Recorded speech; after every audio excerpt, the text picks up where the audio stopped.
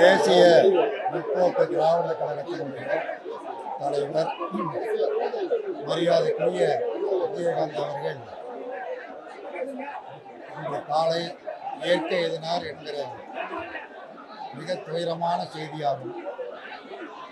உடல்நலக் குறைவால் பாதிக்கப்பட்டு மருத்துவர்கள் தீவிரமான முறையில் சிகிச்சை அளித்தும் சிகிச்சை பலனின்றி இயற்கை நம்மிடமிருந்து அவரை பறித்துக் கொண்டது. திரைத்துறையில் பங்கெடுத்து தவிர்க்க முடியாத சக்தியாக விளங்கியவர் திரு விஜயகாந்த் அவர்கள். 100க்கும் மேற்பட்ட திரைப்படங்களில் கதாநாயகன் நடித்து இந்த படங்கள் இன்றைக்கும் நம்முடைய நெஞ்சங்களில் நிலைத்து நிற்கிறது. குறிப்பாக சொல்ல வேண்டும் என்று சொன்னால் ரமணா போன்ற படங்கள் என்றென்றைக்கும் தேவைப்படக்கூடிய படங்கள், அளிக்க முடியாத படங்களாகும். உதாரணத்திற்கு அது ஒன்று. அதுபோன்று ஏராளமான படங்களை அவர் நடித்திருக்கிறார். திரைத்துறையில் வெற்றி கண்ட அவர் அரசியல் துறையில் ஈடுபட்டு தனி கட்சி தொடங்கி தனித்து பயணம் செய்து அதிலேயும் தேர்தலில் போட்டியிட்டு அவர் மட்டும் வெற்றி பெற்று சட்டமன்ற உறுப்பினராக தேர்வு செய்யப்பட்டு சட்டமன்ற உறுப்பினராக சிறப்பாக செயல்பட்டார். அதன் பின்னர் இந்திய கம்யூனிஸ்ட் கட்சி, மார்க்சிஸ்ட் கட்சி, அண்ணா திராவிட முன்னேற்ற கழகம் போன்ற கட்சிகளோடு இணைந்து போட்டியிட்டு தேசிய முற்போக்கு திராவிடர் கழகம் எதிர்கட்சி அந்தஸ்தை பெற்றது. விஜயகாந்த் அவர்கள் எதிர்கட்சி தலைவராக பணியாற்றினார்கள். சட்டப்பேரவையில் அன்றைக்கு இருந்த முதலமைச்சர் மரியாதைக்குரிய செல்வி ஜெயலலிதா அவர்கள் எப்படி ஆக்ரோஷமாக செயல்படுவார் என்பது தெரியும்.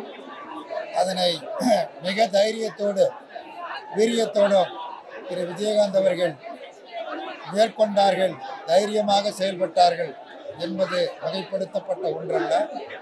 அதன் பிறகு மக்கள் நல கூட்டணியில் எங்களோடு இணைந்து அவர் பணியாற்றுகிற பொழுது அவரோடு நன்கு நேரடியாக பேசி பழகக்கூடிய நல்ல வாய்ப்பு கிடைத்தது. அத்தகைய சந்தர்ப்பங்களில் அவர் வெளிப்படையாக பேசக்கூடிய ஒரு நல்ல மனிதர், உள்ளொன்று வைத்து புறமொன்று பேசக்கூடியவர் அல்ல. மிக யதார்த்தமாக பேசுவார், யதார்த்தமாக தனது கருத்துக்களை கூறுவார். சரியாக இருந்தால் ஏற்றுக்கொள்ளுங்கள் என்று கூறுவார். அதே போன்று நன்று பழகக்கூடியவர், எல்லோரையும் மதிக்கக்கூடியவர், அனைவருக்கும் விருந்தோம்பல் செய்ய வேண்டும் என்று விரும்புகிறவர். ஒரு நல்ல மனிதரை தமிழகம் இழந்துவிட்டது, ஒரு நல்ல கலைஞரை தமிழகம் இழந்துவிட்டது, ஒரு நல்ல அரசியல் தலைவரை தமிழகம் இழந்துவிட்டது என்று கூறி அவருக்கு இந்திய கம்யூனிஸ்ட் கட்சியின் தமிழ்நாடு மாநில குழுவின் சார்பில் அஞ்சலியை செலுத்தி அவரது பிரிவால் வாடுகிற அவருடைய துணைவியார் பிரேமலதா மற்றும் அவருடைய மகன்கள், அவருடைய மைத்துனர் சுதீஷ் அவர்களுக்கும் அதேபோல தேசிய முற்போக்கு திராவிட கழகத்தினுடைய தொண்டர்களுக்கும் இந்திய கம்யூனிஸ்ட் கட்சியின் சார்பில் ஆழ்ந்த ஆறுதலை தெரிவித்துக் கொள்கிறேன். பாதகம் செய்பவரை கண்டால் நாம் பயங்கொள்ளலாகாது பாப்பா, மோதி மிதித்து விடு பாப்பா, அவர் முகத்தில் உமிழ்ந்து விடு பாப்பா. அண்மை செய்திகளை உடனுக்குடன் தெரிந்து கொள்ள இணைந்திருங்கள் இயம்நாடு தொலைக்காட்சியுடன்.